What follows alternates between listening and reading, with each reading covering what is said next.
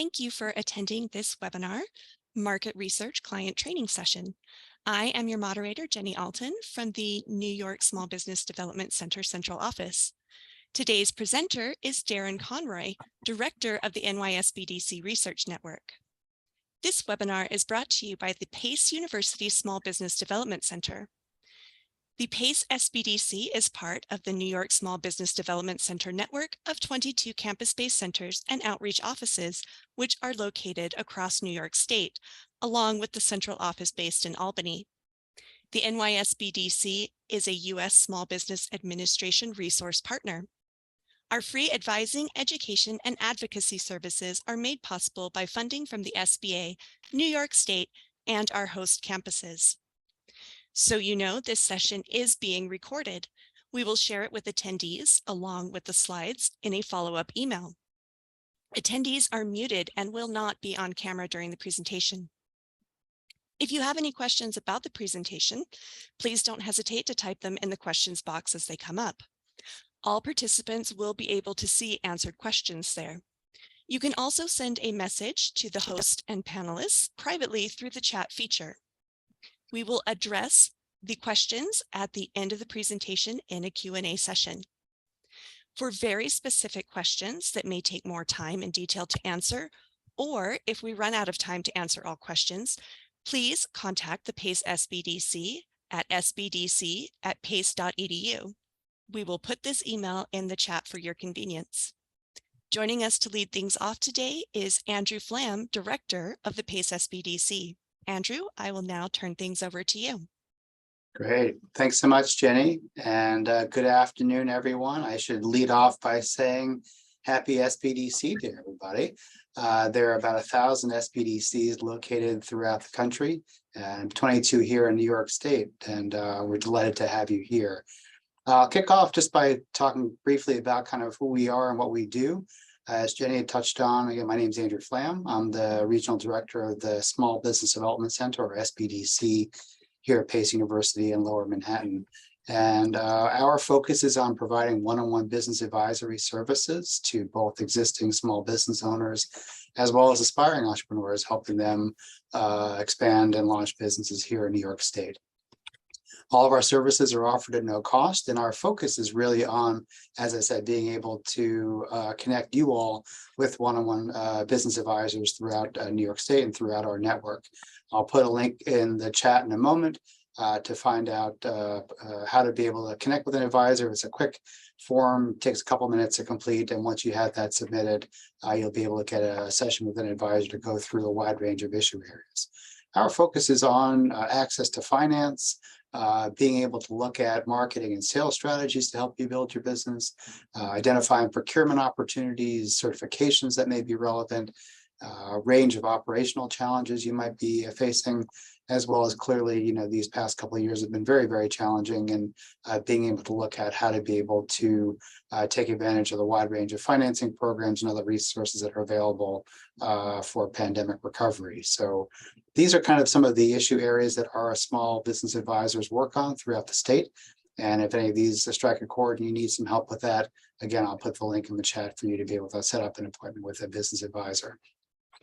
We also offer a wide range of training programs. Today is an example of the kind of free programming that we offer, really being able to dive more deeply into individual topic areas where centers as well as industry experts kind of pop in to be able to help really build on and expand coverage of a particular issue area. And today's topic in market research, I think, is so crucial, I think, in terms of helping small businesses looking to both identify competitors, really get a good sense of kind of who their target market is, and being able to improve operations as they're going, you know, through, formation as well as potential expansion opportunities. So that's really kind of, you know, some of the key things that come to mind for me today. As far as the introduction will go, I think what I'll do is I want to introduce my colleague, Darrin Conroy, who is the director of the Research Network, which is a fantastic resource that our network of centers has an opportunity to work with Darrin and his colleagues, being able to identify key market data that helps our clients with a wide range of issue areas. I think before Darrin jumps into his comments, I wanted just to make sure that I highlight the fact that you're going to hear a lot of really, really insightful and kind of valuable data, both kind of sources as well as kind of how you might apply them to your business. One thing I wanted to kind of make sure I highlight is that your opportunity to be able to secure this data is all going to be through the relationship you're going to have with an SBDC business advisor.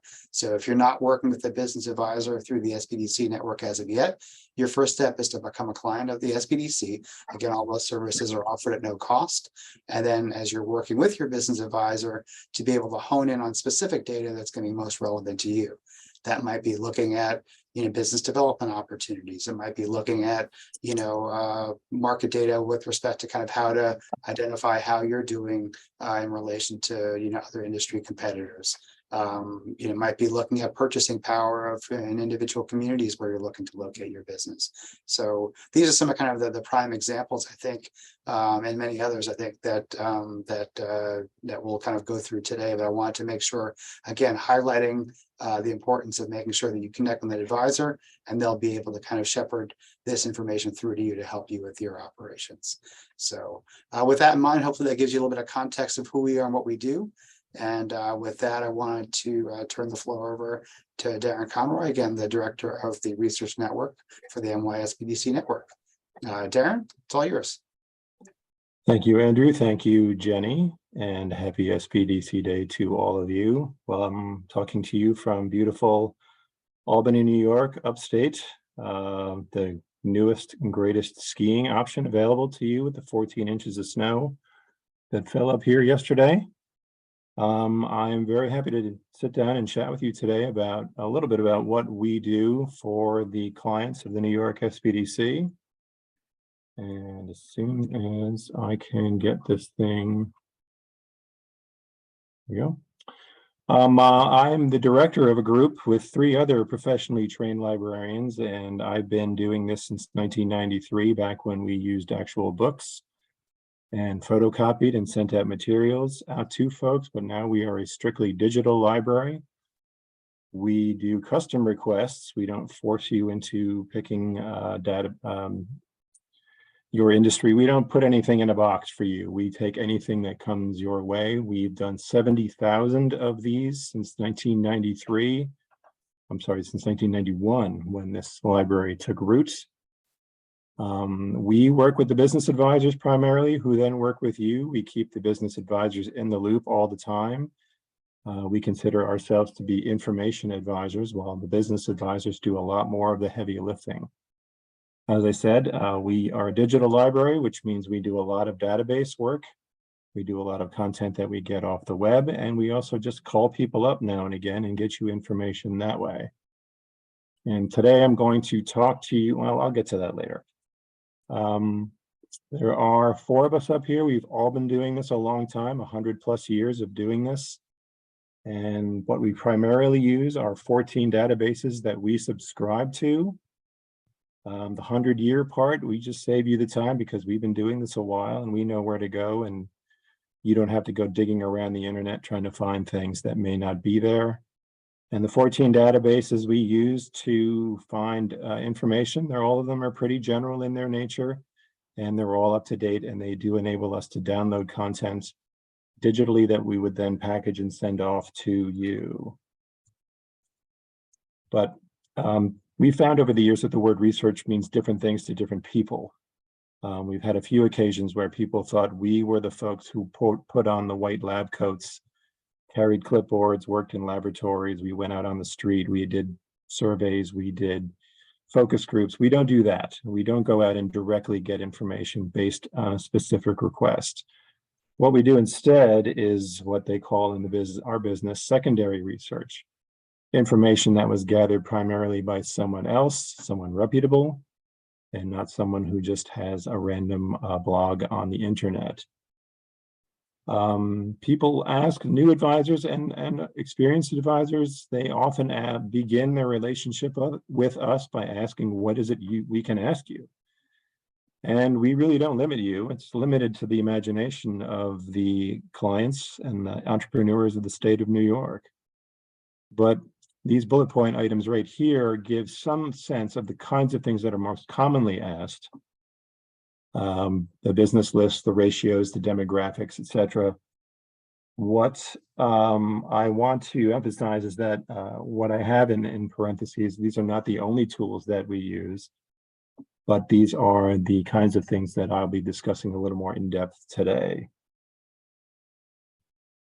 So I've had the pleasure of doing this for the PACE SBDC a number of times. When we first set out setting this presentation together, I asked Andrew, what is it you want me to accomplish here today?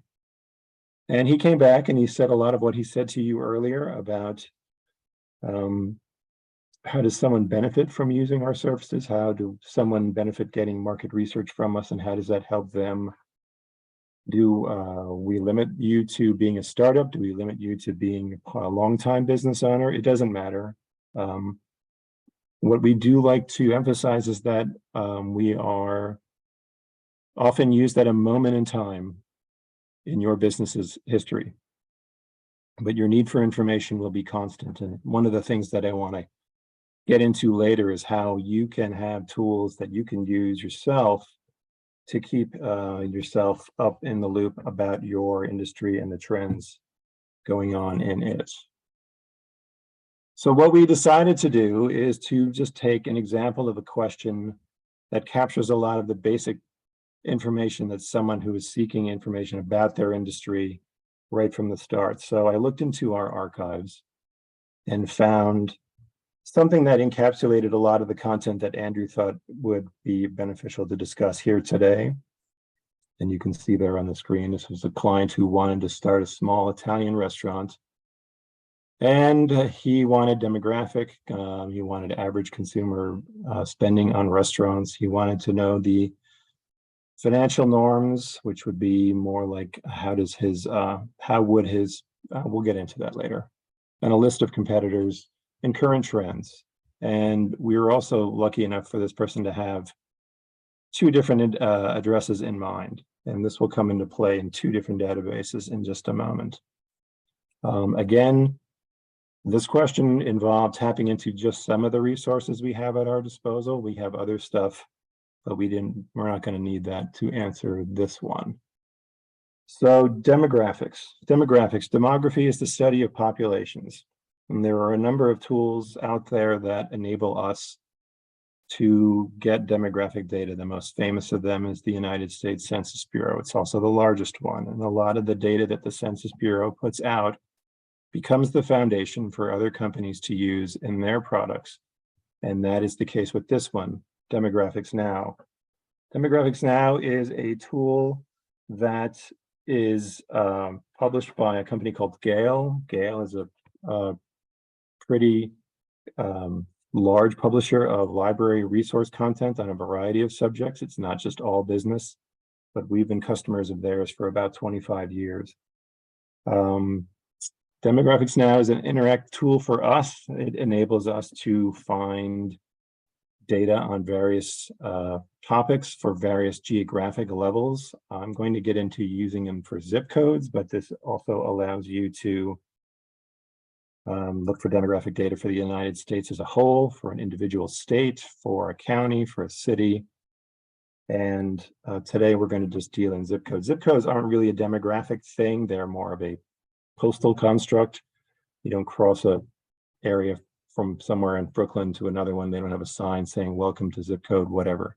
But it's just for our purposes here today. We're going to use this to answer two of the questions that this client asked, population and daytime population. And then we're also going to get into spending content as well. What it doesn't do is count the number of people who walk by in front of these locations or drive by. But there are other tools that do that, and I will talk about them in just a moment. So this is how this thing looks to me. Again, this is a fee-based database. It costs us about $5,000 a year to use, so you don't have to spend that money yourself. What I did up here, I was able to select these two zip codes. These are the two zip codes that I cited earlier from the request for the client.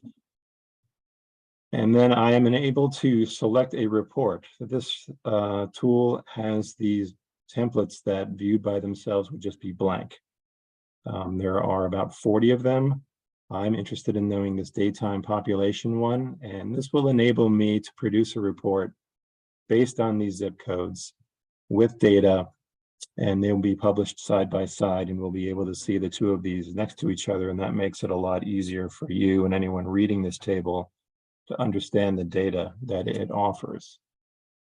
And this is it right here. You'll see, highlighted the data comes from 2022, and I'm dealing with population and daytime population. You don't need me to, go into that too much. So what, I'm sorry. Okay, I'm sorry. I'm sorry. I wanted to emphasize this. This is, I'm sorry, this was all I was able to capture on the screen. This is actually a lot of reports from this database can be fairly lengthy. I'm just limited by how much my laptop screen can capture. The daytime population comparison report, really, this is all that you're going to see. And then there'll be others, however, that will get a little more lengthy because they will offer a lot more information. Darrin, can I jump in for a second? I think that what I Yes, wanted to kind of spell out, for folks in terms of how this applies, I think the data that Darrin and his colleagues can generate for you as small business owners, I think is really insightful and can tell a very powerful story. I think the connection and the work that you're going to do with your business advisor is how and what do you do with this data? So some applications that we sort of think about are, let's say you may want to build that into a pitch deck if you're kind of presenting to an investor, maybe pull it together, put some data in the market research section of your business plan to be able to demonstrate to a lender or some other key stakeholder. So thinking about kind of what kind of data you might find relevant, which is sort of the first step that you work on with your advisor in terms of connecting with Darrin and his colleagues. And the second part is you kind of circle back, full circle with the advisor. So think about how you're going to apply and use that information that's going to be really valuable to you. Thanks, Andrew. And one thing I neglected to mention is that the person seeking daytime population because of the restaurant notion of breakfast, lunch, and dinner, I think it was just lunch and dinner for an Italian place, might give somewhat more clearer idea of the number of potential people who could be there and a number of households who would be in that area during the day. And then the next report will be the full-blown household residential population content, which might be more applicable to the dinner hours and so forth if you're looking at this from the traditional 9 to 5 kind of workday. So that's why this was being sought.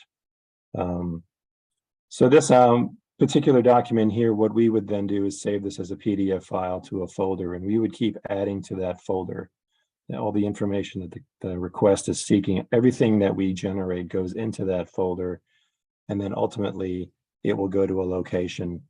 We generate a URL and we send it to the advisor, and who will send it to you, and then you click on a link and then you'll see all of these documents in one place on Google Drive, which is what we use. So the next step would be to go back and look at a different template, this one called the Consumer Expenditure Restaurant Detail Comparison. This is where it gets into, well, what do people in this area typically spend in a given year for a given thing? In this case, we're looking for people who spend money away from the home on dinner and on lunch, and on breakfast as well, and so forth. And again, you see those columns at the top, and each of them are specific to the zip codes that we're looking for. Most of the tables in this database show you current year content or the most current year available, which would be 2022. It also shows projected numbers as well, usually 5 years out. This is an example of the kind of content that's generated from census data. In this case, it's from a report called the Consumer Expenditure Survey. That is a joint survey published by Census and the U.S. Department of Labor.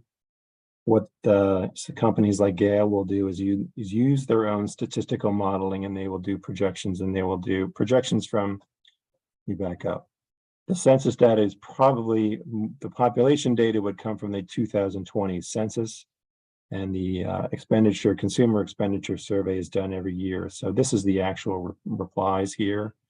And then the forecasting to 2027 they use within their own group of statisticians who make that happen.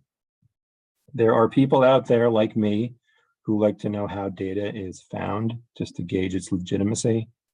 And this database does make available a 15-page PDF file, and it gets super geeky and super wonky, and it's tailor-made for people like me. And if you want it for yourself as well, I can make that a part of the package.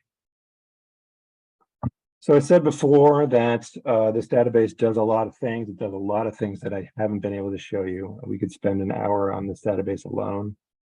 One thing it doesn't do is pedestrian traffic counts or vehicle traffic counts. People like to know, how many people are passing by, so the signage of a business can lure them in.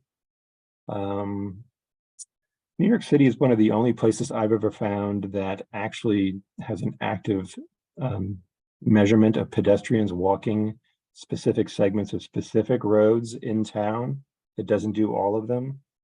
I had a hard time finding data for the Pitt Street address. It's not a very big street anyway, so there wasn't a lot to go on there, but the traffic data is a little more thorough. New York City DOT and New York State DOT both compile this information. It's usually a year or two old. Usually they break it down by major roads, but there is a segment on what they call local roads. So they'll take fixed points within a given road, and they will measure traffic going in each direction. If it's a two-way street, if it's a one-way street, obviously it's only one way. And they'll make measurements twice a year. They'll do it over a 5-day period, then they add that together, and then they make an average. And that is the data that we typically find on these URLs here. There's a lot of URLs in this presentation. Please don't write them down. We are going to make this, I think Jenny said, we're going to make these slides available to you. And when I asked Jenny to say that, I had this slide in mind because they are a mile long. And if you try to write these down, I'm going to be a slide or two ahead of you right away. But New York State DOT has another fun feature called the Traffic Data Viewer. For those people who like to look at maps, you can actually look at a map, you put an address and zero in on that part, in this case of Lower Manhattan, and you can see it up close, and they'll have a lot of data on there. So some people like that stuff, and if you're a data nerd like me, it is super, super fun. So this is what we would do. In most cases, we would be asked for this. People would ask for foot traffic or vehicular traffic, and this is where we would get it. But if you want to check these out, please do so. So another element from the request was financial norms and ratios. Confession, I'm not just a librarian, but I also have a degree in accounting. I chose not to wear that cape. I instead became a library superhero instead. But it does give me some passing understanding of the terminology that is used in financial statements and the production of them. I, however, do not feel in any way qualified to take the information garnered from this database and to be able to discourse on it to you. That is why business advisors are much more effective at looking this kind of thing. They look at financial statements on a regular basis, and they can walk you through the meaning of some of this data.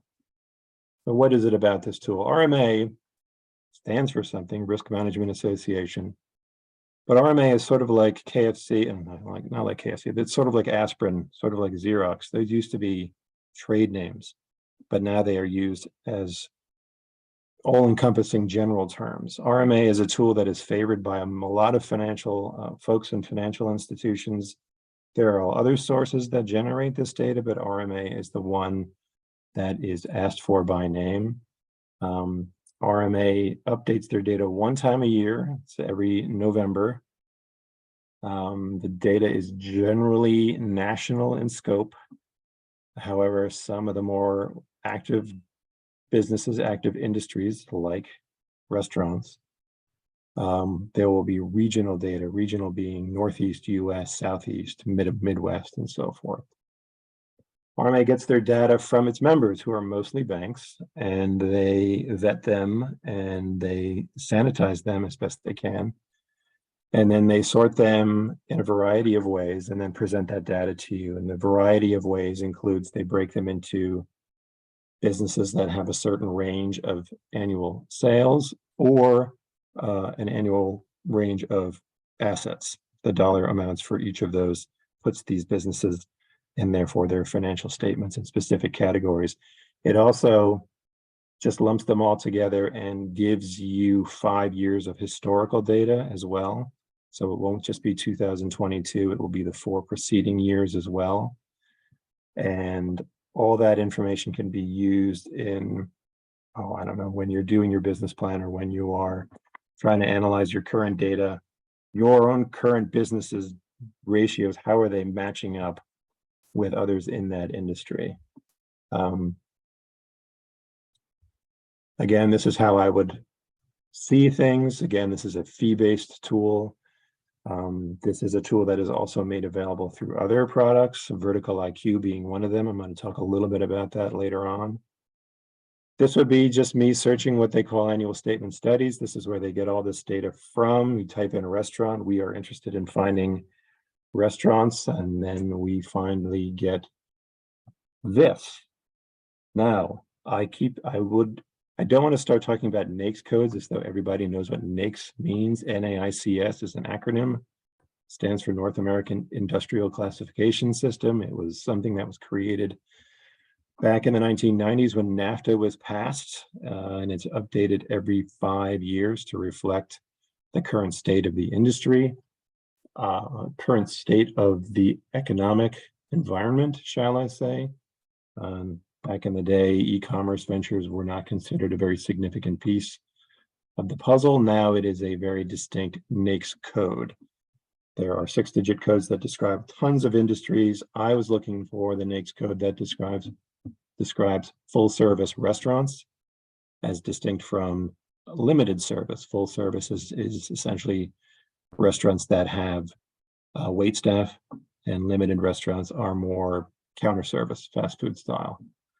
So at the top here, you'll see these numbers here. These are the number of statements that were used to create the data that you see down here. This is the stuff in the middle that I know the meaning of, but I could not really walk you through it and talk about it. It's something that Andrew and his team are much more capable of doing. This one on the left is the categories. These are based on sales. These two are 2 of the historical data. And over here, this would just be the next page in the book if we were flipping. These 3 here are the other 3 years. And then over here is asset size. And they all tie into these categories here. And Andrew, if you want to talk about how you use this stuff with your clients. Yeah, that'd be great, Darrin. Thanks. I think, hopefully you all are getting kind of a sense of the power of these numbers. And I think a couple of examples of how advisors work on this is, first off, if you're looking to secure financing from an external source, putting together financial projections for your business are going to be kind of crucial. So being able to understand, what industry norms are, and to be able to explain that in your financial projections, and the corresponding assumptions are, things that our advisors work on with clients, every day. The second issue area, I think, is really more operational, and I think is so interesting, I think, with respect to existing business owners, because as you look at what these ratios entail, being able to digest how you're operating presently, how are you stacking up against the competition, so to speak, and to be able to think about, are there issue areas that you can work on to be able to improve your operation? So having this data available and being able to match it to others in your industry doing similar things of a similar size is incredibly powerful, and I think has been a really useful tool that Darrin and his colleagues at the Research Network have been able to provide to our clients. I want to point out a few things here. I mentioned the fact that some of these are available at a regional level. If you ask for regional data, we're also going to give you the national data too. I think it's in your best interest to see both of those. There's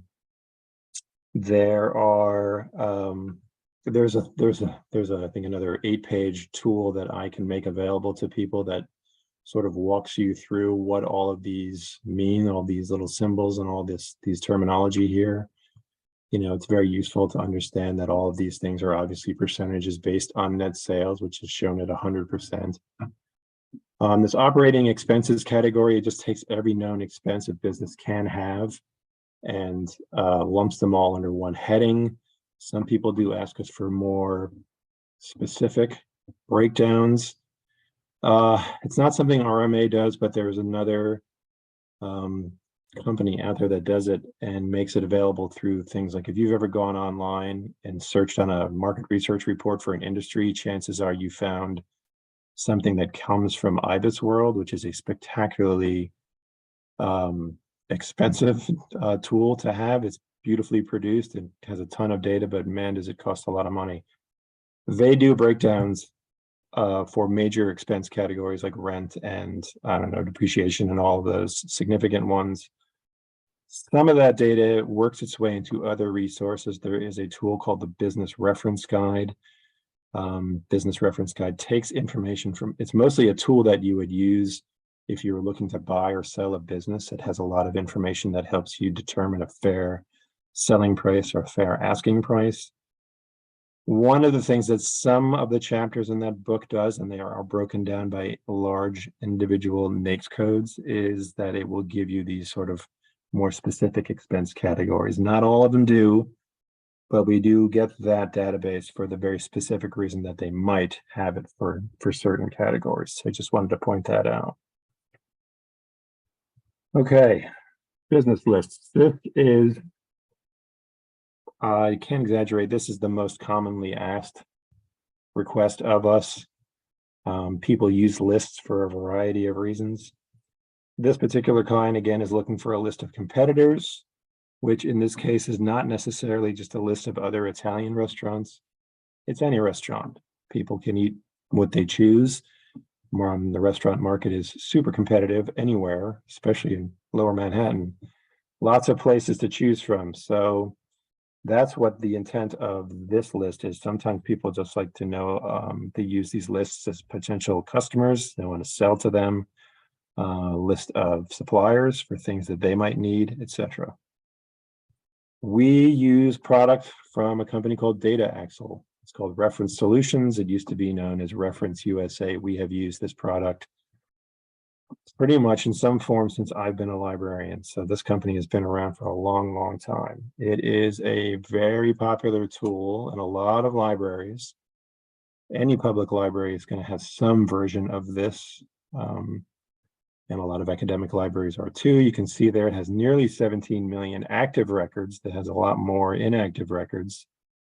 And that is something that requires a lot of personnel to keep up to date. They have a staff of at least 60,000 people who do nothing but call these businesses up, or new businesses. They get new businesses from the various departments of state across the country. Here in New York, you can get corporate and new DBA business information from our own Department of State here in Albany.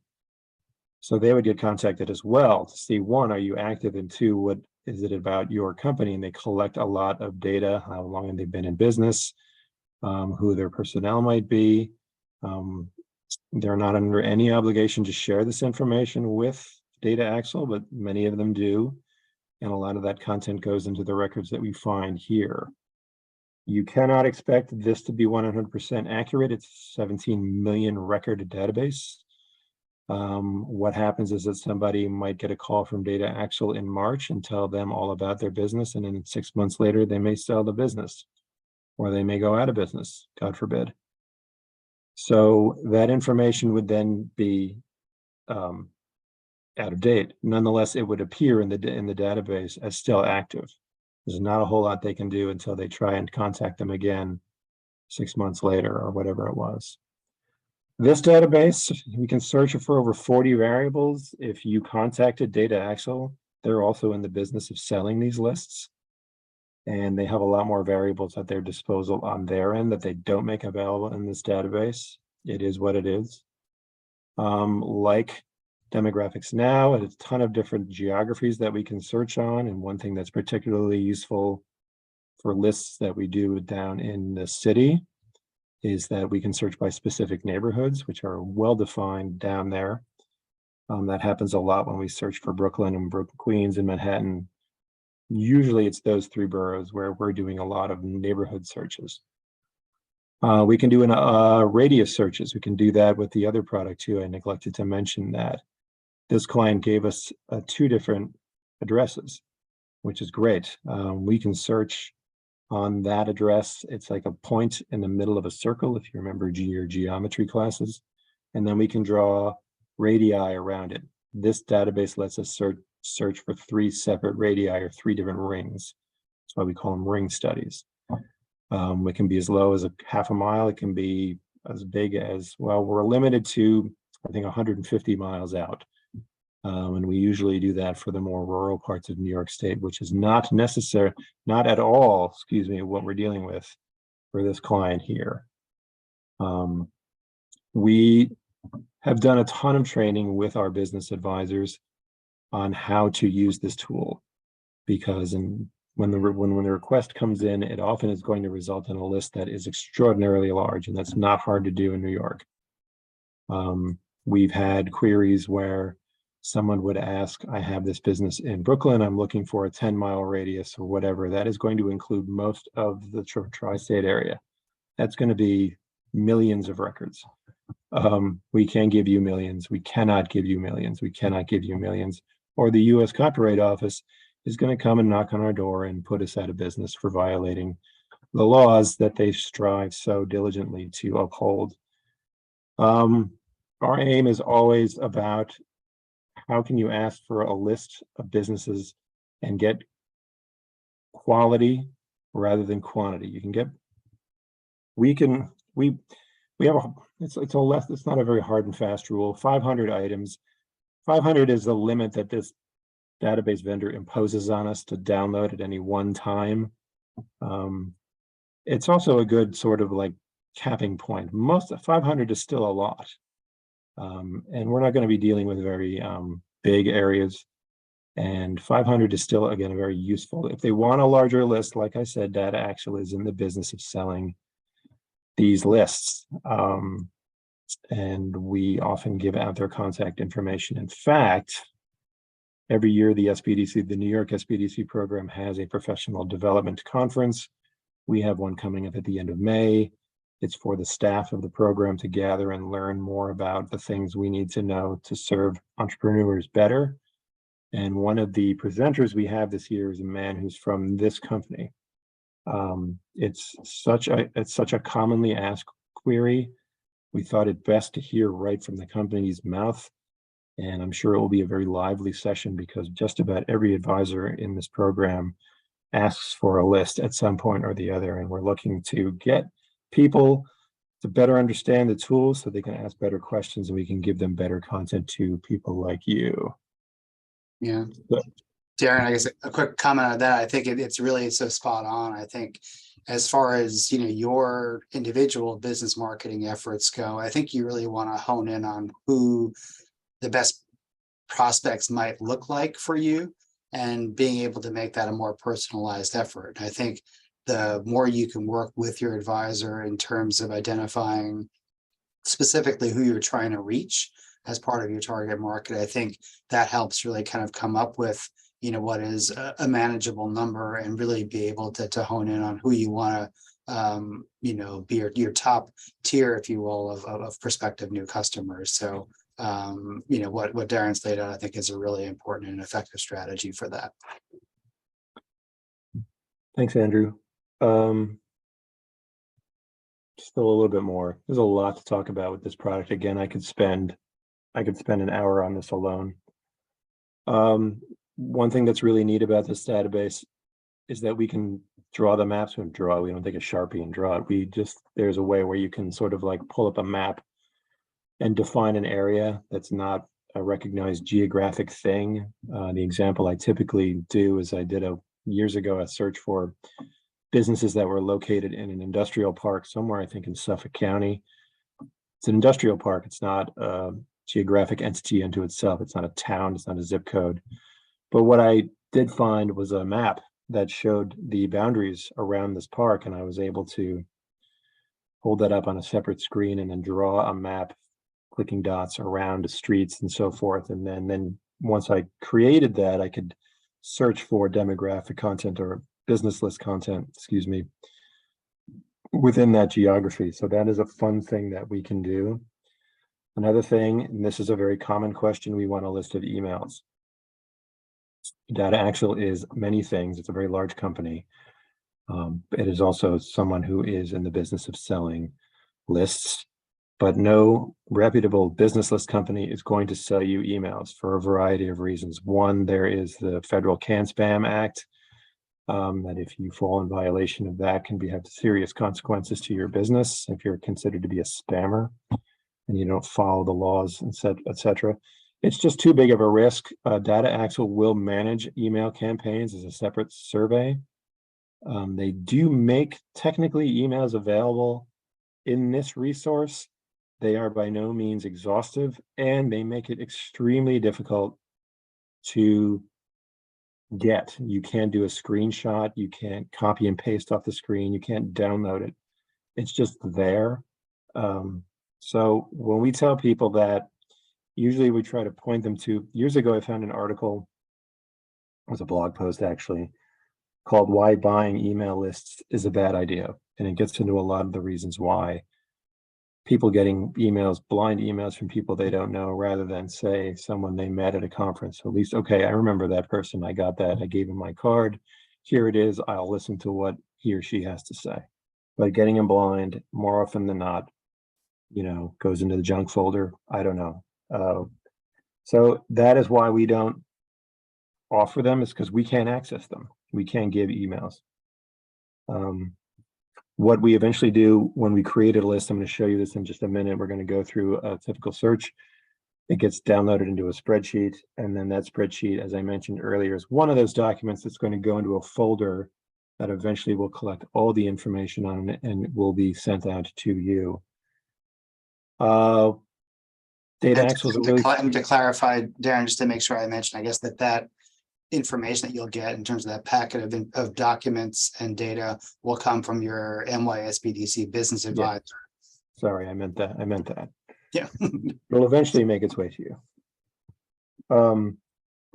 Data Axle collects a lot of things. There's a lot of things that it's very good at, but there are other resources out there that are better at gathering and putting out directories on certain topics.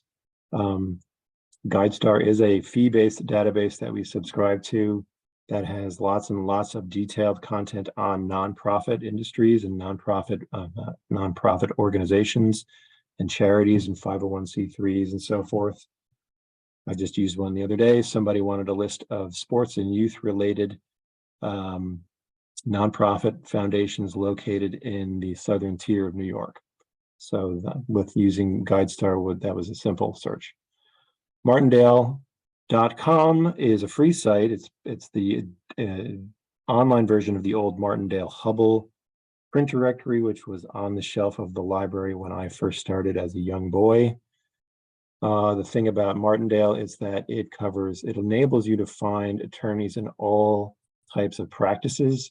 Very, very useful. Data Axle does not do that. It doesn't identify people by practice unless it's right there in the name of their firm. I can't tell you the number of intellectual property attorneys I've passed on to people. I can't tell you the number of times I have taught people how to use this site so they can show their clients directly. It's just a huge time saver, especially for a number of IP clients we get who have patented items, trademark items, and they want to find out how do they pursue that, and contracts, lawyers, and those who deal with estates, all of them are in there. ThomasNet is also a free site. It requires a registration, but the registration is free. This is a particularly useful tool when someone is like looking for super specific items Like maybe they are a manufacturer, a small manufacturer, and they need component parts to build a larger thing. And these component parts have to be a specific, made of a specific material, have a specific size, specific function, come from a specific area. This is what ThomasNet is for. If you've never used it, it's amazing how much content they have on their site. Restaurants. There are two places that, well, I won't get into the other one. It's too complicated, but the other one, again, Data Axle, you can search on some larger cuisines like Mexican, Italian, so forth. But the restaurant industry is a mansion with many rooms. And I use this as an example many times. Someone once asked me for a list of vegan caterers. We're in this area up here in the Albany area, and I went on Yelp, and you can find a ton of stuff. It's not going to be exhaustive, but you're going to get a couple of really good hits, and it's going to be much more descriptive. You're going to get the description written by the business itself as to what they offer. So that is a tool worth considering. And then finally, trade associations, some of them make their directories available through their websites. Sometimes they sell their directories to you, but some of them use it as marketing tools to get companies to become members of their association, saying, we're going to put your name and contact info on here and people are going to find you. The couple of examples that I give, like Brewers Association, I'm going to talk about them at the very end, and the New York Wines gives you a list of all those numerous wineries throughout the state of New York and how you can reach them. So there are other ways to do this. We're not strictly limited to this tool. So as you can see over there in the corner, it says 16.7 million businesses. We're looking for those that are verified. This means that someone from Data Axle called them and verified that they do exist and that the information they provided is as current as possible. All of these over here, these are the broad categories. I can open up any one of these and it will expand, and you'll see several more that fall under there. All of these can be searched in concert with one another to help narrowly define a search. So in this case, I'm searching under SIC codes. You can search under NAICS codes here as well. By searching just for restaurants as the primary code to describe this business, then it knocks the thing down to 582,000. And if I narrow those within these two zip codes, it brings it down to 496, which just purely coincidental falls beneath that 500 cap that I discussed. Again, 500 is not some law that we have to abide by. It's really we feel like for the best interest of the client, not to bombard them with a huge list. Bigger the amount of information thrown at you, the more it is you have to absorb. Some people they're not ready to absorb everything all at once. We can really bury you. It's not our goal. It's not our ambition. It is to address where you are in your business. If you're a startup, or if you've only been here, if you're looking to look into new markets, whatever stage you're in, we can tailor a list based on that. And it's meant not to overwhelm you, but to spur you into action. So that is just, again, a coincidence. So this is what it would look like. What you see in front of you is not all the data you're going to get. It's just enough to give you a little taste. I highlighted that thing in the upper left. You'll notice that does not sound like the name of a restaurant. If it is, it's the most misleading restaurant name out there, and they're probably not going to get a lot of business. This can be the result of two things. One, human error. The data entry that's done by Data Axle is done by people, and sometimes they just make a mistake and they classify it under the wrong NAICS code or SIC code. But more likely, and what I found by talking to the reps that we work with at Data Axle, they deliberately put in misinformation because they've had numerous instances where people will use their database to create, in this case, say a dining guide for Manhattan. And they want to put in these, and then if they get a hand on this dining guide and see it in there, they'll know that whoever authored that stole from them. And they really, really don't like that when you do that. The renewal guide, I'm sorry, the renewal notice I sign with this company every year has a very specific clause in there that says if we find out that you did that, we're going to take this away and we're going to do bad things to you. So we would rather avoid it. So for that reason, I go through these lists and I do not choose them. And that's what this little box here on the far left is. If I leave that box blank, then that you won't see it. It's the least I can do, so you don't have to go through a whole list and find these things. So this is what it would look like to you eventually. I will put this into a spreadsheet. I will clean it up. You can see in the zip code column, it's all 10002 or 1009. I do like to include a contact name. It's often the owner or a manager. That didn't happen in this case because it's still very hard in the restaurant industry. There's such turnover that if I chose not to include records that didn't have a contact name, you would not get a very big list. So that is what you would see here. There's much more to this list than stopping at column K. It goes on and on and on. So I think double A, there's a lot more information on there that will help you with this. There's estimated sales, estimated employee size. It'll have the website. It'll have the number of years that it's been in this database, which is tantamount to the number of years it's been in existence. It's even got latitude and longitude if you're courageous enough to import this into some kind of GIS software, or you can just have us create heat maps for you in this database. We can do that search and we can get 496 names, and then we can produce a heat map that shows everything in pretty colors, and each color means a different concentration of where these businesses are in a given area. There's lots of fun things that we can do with that.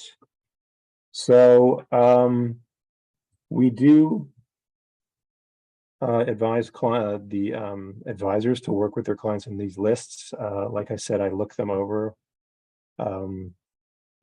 again because sometimes I miss things.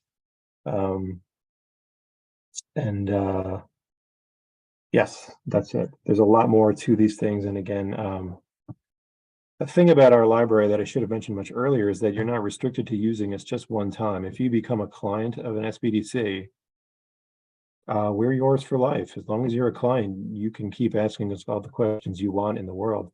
That's why I hinted at earlier. I said we want to give you something that's relevant to the stage of the business that you're in. A lot of people want to hit the bullseye and ask for everything right up front, but you can't see the future and you can't really know what your information needs are going to be 2, 3, 5 years down the line. If you're blessed to keep moving your business forward like that, you can maintain a relationship with the center in your area with these, hopefully the same advisor is going to be there. You can ask us other questions down the line. So if you need lists for other things down the line, if you need to refresh the demographics that we've given you, if you just need information on permits or regs, or if you heard something about law changes, we're here for you to help answer those questions. I should have brought that up a lot earlier, but again, we are literally your tax dollars at work. So please avail yourself of us. So the last thing I want to get into are industry trends. Trends can be anything. They can be technological trends. They can be trends in HR. They can be trends in manufacturing. They can be, God forbid, a pandemic comes. COVID is a monster trend that just about every business had to contend with in some way or another.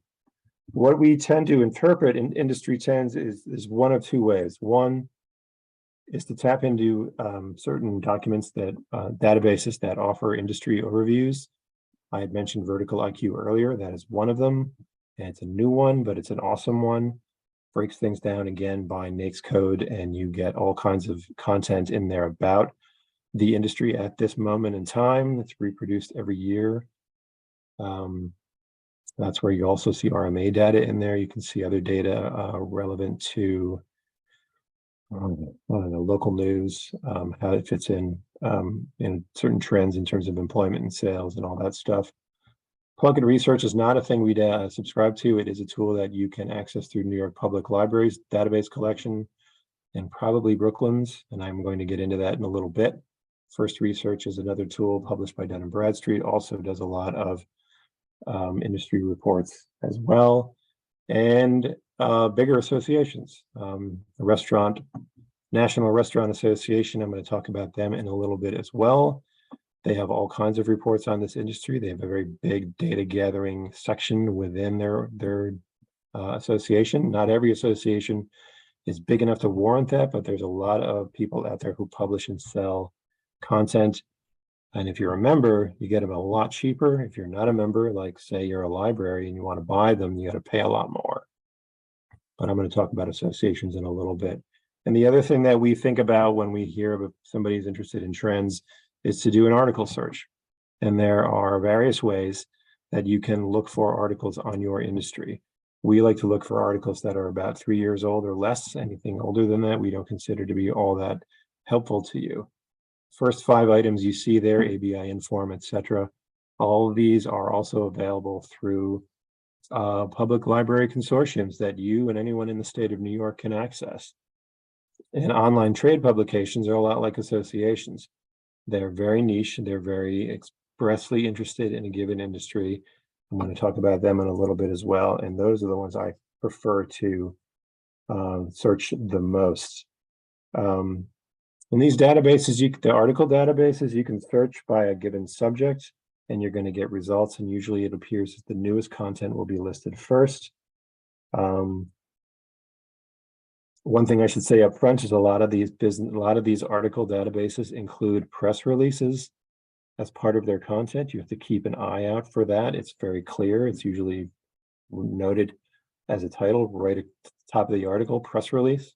Press releases are not news. They're not articles. They are press releases. They are there to put the best face forward for a company or an industry, but do not rely upon it as the sole source of information and truth, because there's something probably else out there that you ought to be looking for as well.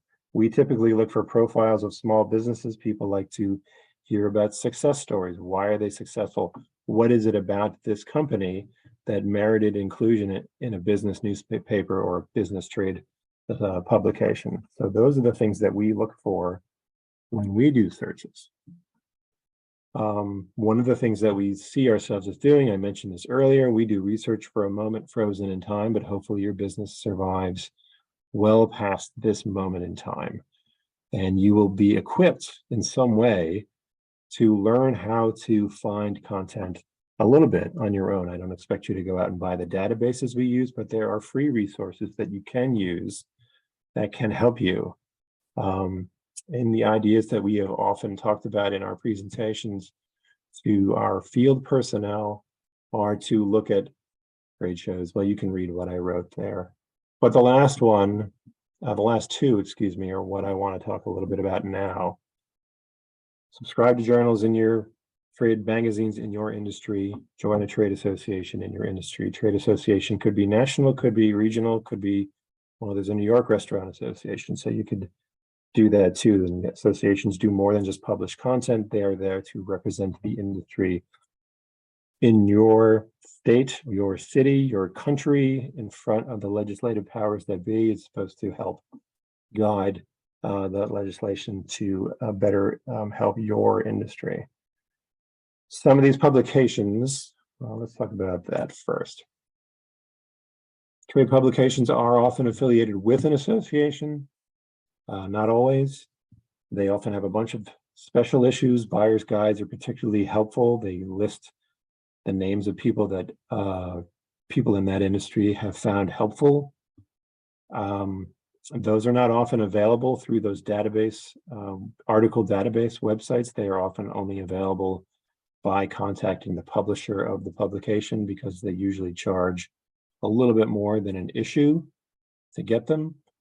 I do recommend these publications because time and time again, I found that these things make their archives available. And I'm not talking about stuff that's 3 years old. I'm talking about issues that they had out maybe 3 or 6 months ago. Still very fresh, still extremely helpful. The bigger the industry, you're going to find a lot more types of magazines in that industry. But what we find as librarians to be most helpful, these trade publications are like the Rosetta Stone. you learn the language of that industry, and each industry has its own terminology. And if we didn't know the terminology, it would make researching for that industry a lot harder. But sometimes you find certain terms, especially in like tech industries, once you have that, and once you understand what that means and how it relates to the question that you've been got from the client, it's a key that opens a door, and suddenly stuff just comes pouring at you, and it's just a huge help. So again, if you're learning an industry for the first time, I highly recommend searching these associations and publications. And I'm going to talk a little bit about how you can find out where they are. I mentioned this before. Associations are advocates for their industry. They try and stay on top of things so their members don't have to take their eye off their business and constantly follow the news. Again, the larger the industry, the more associations you're probably going to find out there. And we have used them for a variety of reasons. We used to be able to just call up industries. It was a lot easier back in the old days. But I want to talk about that as well, because calling them up is still can yield gold to you. Before I get into the specifics about doing that, I want to talk a little bit about, I mentioned this before, the New York Public Library, the Brooklyn Public Library, both of them, and I think Queens too, right, Andrew? I've never actually looked. Queens Public Library might be doing this as well. If you have a card with that library, you can see I highlighted it there for you. This is New York Public's page. If you are 13 or older, live, work, go to school, pay taxes in New York State, you can get a free card. You have a card, you get it from them, it has a number on the back, and then you can go onto their website, you can go and find where these databases are, and they have a special category where you can search for databases that are remotely accessible, and you can do a search on those from the comfort of your own home. And that would allow you to do these searches of article databases. It would allow you to search for other content as well. So go out and get a card. Go on, if you haven't had one yet, I hope you've all got your library card, because I can't preach that enough. But if you don't, you can get one, and you'll get it in a couple weeks, maybe a month. It might be a little longer, given the nature of certain libraries are maybe a little short-staffed right now. But this is the path you would follow on New York Public's website to get to the section where you can access remotely business-themed databases. So, and again, this slide will be made available to you, so don't write all this stuff down. It's going to be there for you when you get your library card. I wrote at the bottom, individual databases may impose their own usage restrictions. What I mean by that is some databases have a limit as to the number of, the number of people they'll allow on their site at one time.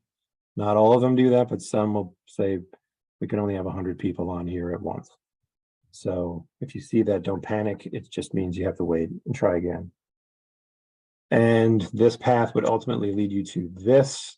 And again, this is the result of a very small screen. It just showed academic 1 file and Statista 2. There's a lot more databases here. There's 55 remotely accessible business-themed databases. I used this just yesterday to find a database called Sports Market Analytics. If you are doing anything, any business that requires knowing about participation levels in certain sports, or just sports marketing in general, Sports Market Analytics is a fantastic tool.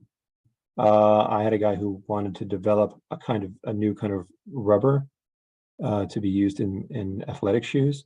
So he was thinking of specific sports where those shoes would be most prominently used. Basketball was the thing he wanted to investigate.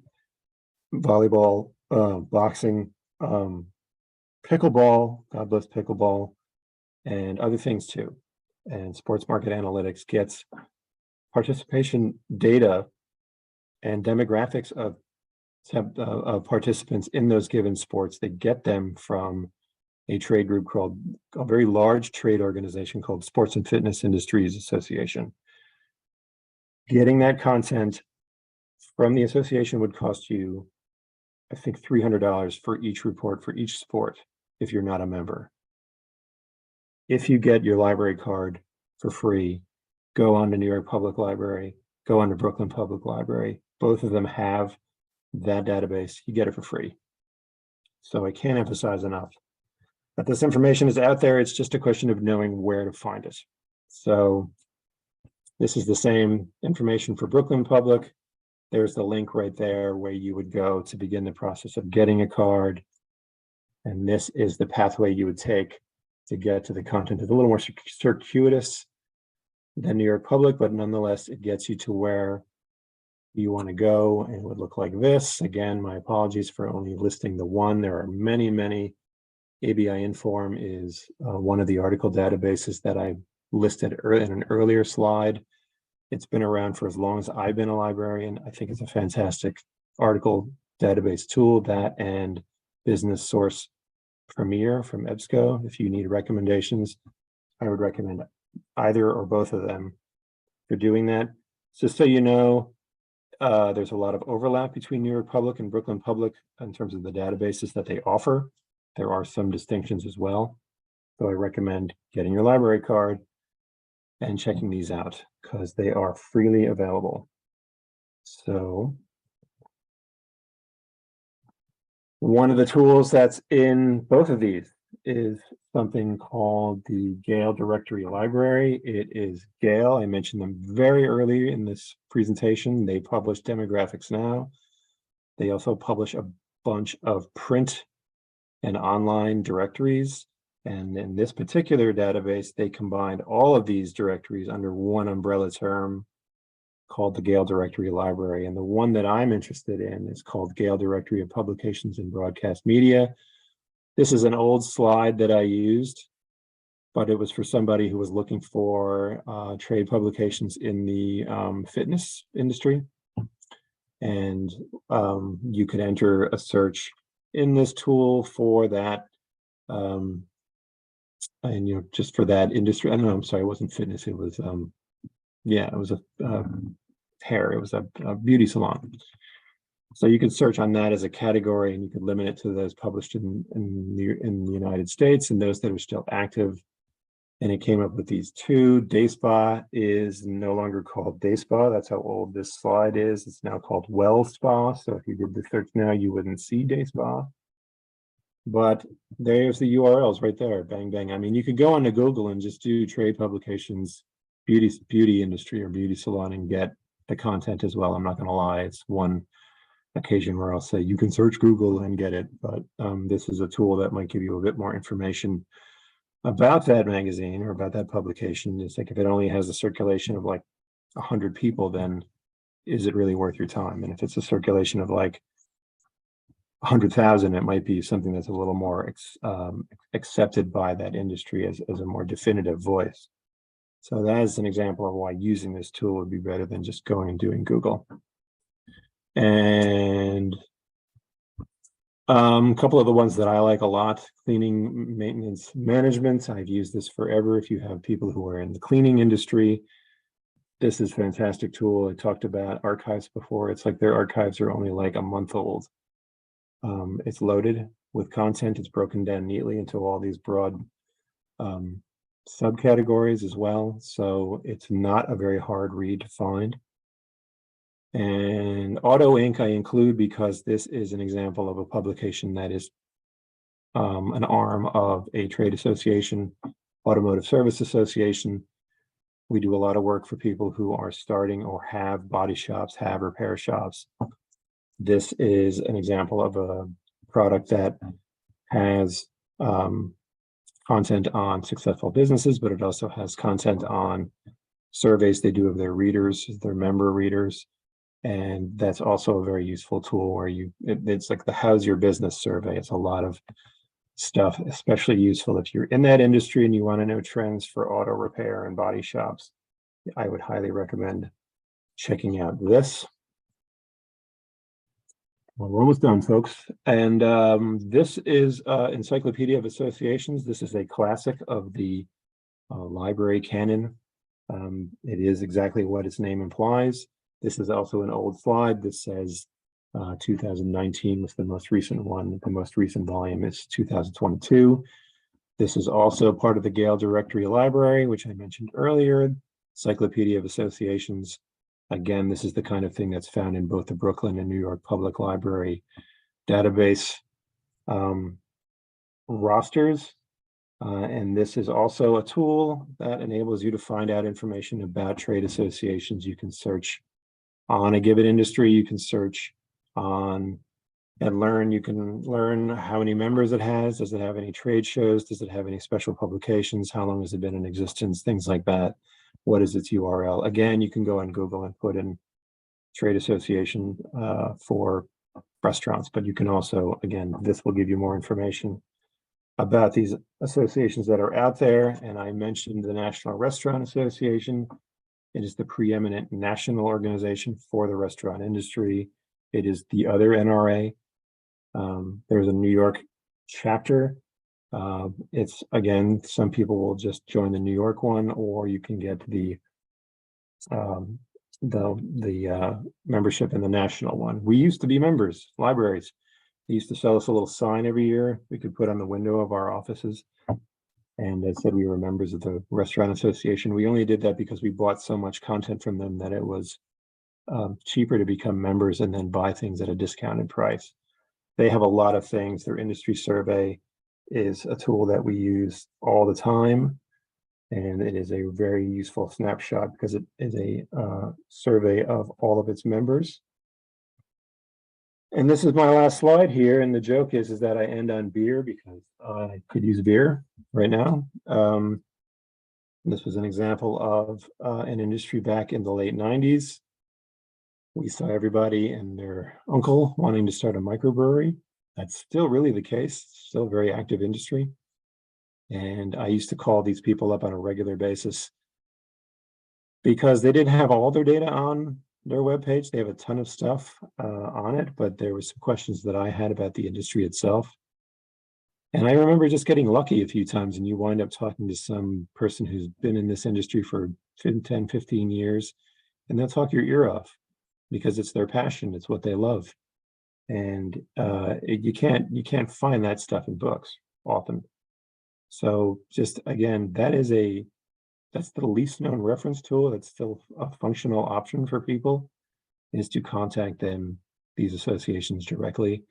A story I tell is how once I read an article about a guy from Texas built a new kind of pool cue. I had a question in front of me that said, I want to know how much metal is found in the standard pool cue. And I'm like, how do you find that? I found a reference to a guy who was at a trade group in Baltimore, called the newspaper. They said, he's from Texas, call him here. Called the guy up and he talked my ear off about pool cues for an hour. Did not make me a good pool player, but man, I learned how much metal goes into standard issue pool cue.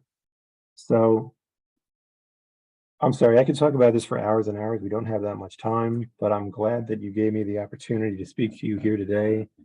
We have 22 offices around the state of New York. We have offices there. There are SBDCs in New Jersey and Connecticut, all over the country. It's SBDC Day.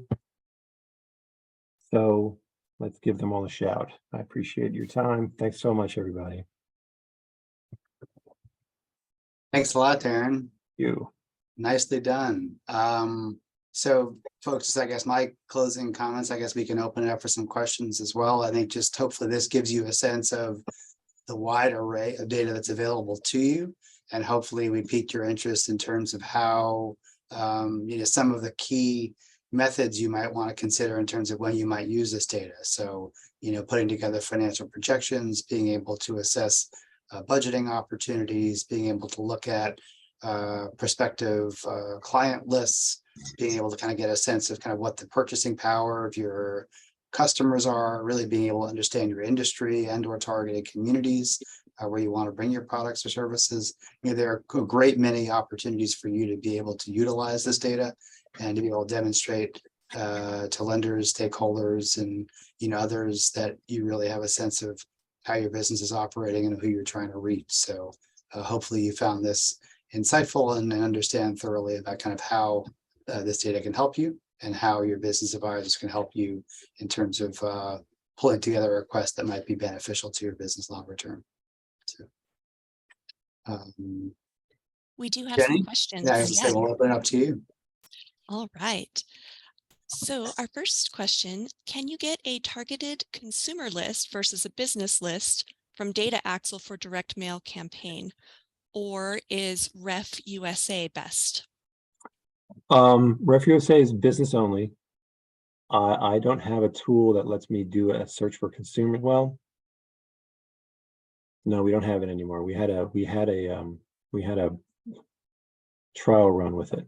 You can get consumer data by directly calling Data Axle. That is a consumer database that they offer, yes. And usually what we wind up doing is just pointing you to the web page or giving you the name of the guy that we work with. He's said to me many times, if somebody needs something from us, have them give me a call. I don't know what they charge, that being said. All right, our next question. Are there databases for real estate foreclosures and tax liens or deeds?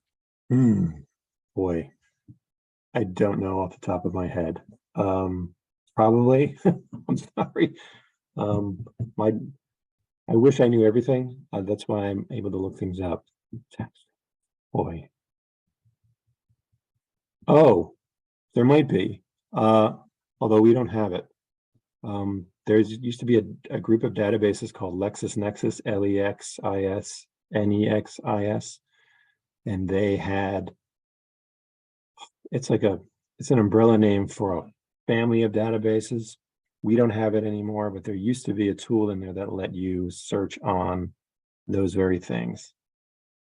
It's a very common tool at law libraries. If you're ever near a law library, they'll have it. I won't say they'll do the search for you, but they can maybe at least clue you in a little better than I just did, but it does exist. That I know. That's one source that I'm aware of. I hope that helped. Thank you. Another question. If we already have a regular library card, do we still need to get a digital library card? Oh, if you have a card from New York Public or Brooklyn Public, if you can read the I forget how many digits it is, all you need is that 16-digit code or whatever that identifies you as the card holder. When you go in, I showed you those searches that I did, and you can see the list of the databases you get from either library. You click on that. What's usually going to happen is that they're going to then say, enter your library card number. So no, you don't need a digital card. You just need that number, and that'll be on the physical card itself. So does a card from a local public library in those areas, is that sufficient then for accessing these resources? I think you'll need one that bears the name New York Public on it or Brooklyn Public, because they ultimately are the ones tracking their usage for these individual databases, and they're the ones who paid for it to get them on there. So I think you would need a card from either of those. And along with that, we have a question from someone who lives across the border in Connecticut, but will be doing business in New York. Which SBDC should she consult? And also, is she able to get a New York library card? I don't know if she'll get one immediately, but if she can prove that she's run a business in New York State and has paid taxes to the state, then probably you can get a card. And as to which SBDC you should go to, if you're going to be doing business primarily in New York State, Andrew, you would probably say they should go to a New York center. Yeah, I would say it would be a function of kind of where your business is going to be based from. So if you're a Connecticut-based business but trying to seek to do business in New York State, you're probably going to be best served working with a Connecticut SBDC center, because they're going to be more aware of on-the-ground resources and programming in your state. Our focus is on, loans, grants, contacts, resources that are available to New York State-based businesses. So depending on where you're locating your business, I think would kind of help you answer that question. And I can put the name or the link to the chat for the Connecticut SBDC network in the chat now. Thank you, Andrew. And we had one of our attendees let us know that Brooklyn and New York Public Library are separate systems. So maybe that helps to answer someone else's question there. Yes. All right. So someone wanted clarification on where to send their queries. So the process, if Andrew and Darrin, you can clarify for this, the process would then be what to get those research requests made? Okay, well, they would need to become clients of a center, and Andrew is much more aware of that process than I am.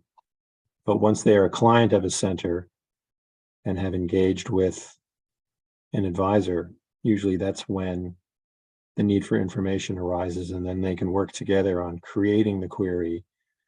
And then sometimes the client would email to the advisor and the advisor would review it and then send it on to us. The requests will come from the advisor because he's accessing us through an internal database that only SBDC staff or can use. But that's how it gets to us eventually. Yeah. So I'll mention, I guess there are, I put a couple links in the chat. The first is a link to the counseling request form. That form is what Darrin is referencing. Just takes a few minutes to fill out, gives us basic information about who you are and what you're looking for help with. Once you fill that out, you'll be connected to the SBDC center closest to you here in New York State. So I see there a question came in from somebody in Westchester. You'd certainly be eligible for services. You'd probably be connected to our colleagues up in Rockland County. They do have a location in Westchester as well, but they're based out of Rockland. And once you fill that out, you'll get connected to your local center.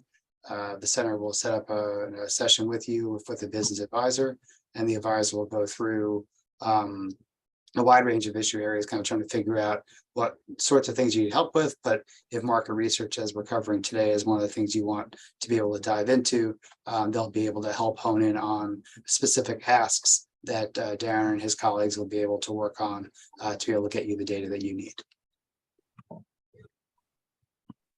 Hey, we have another question. Just to clarify, these services. Oh, we do have another question to clarify.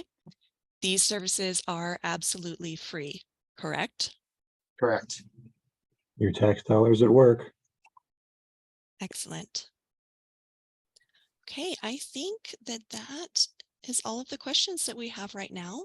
I feel bad, Jenny. I'm looking at the chat box and I saw someone at 4:03 saying, what was the name of the book you just mentioned? And it's driving me nuts. Yes. What I might have been talking about at that moment. I don't know. I told him he will get the recording. So if we couldn't figure it out today, we would do so later. Okay. So thank you for that. All right. Well, if there are no more questions, we will wrap things up today. Thank you so much to everyone who attended.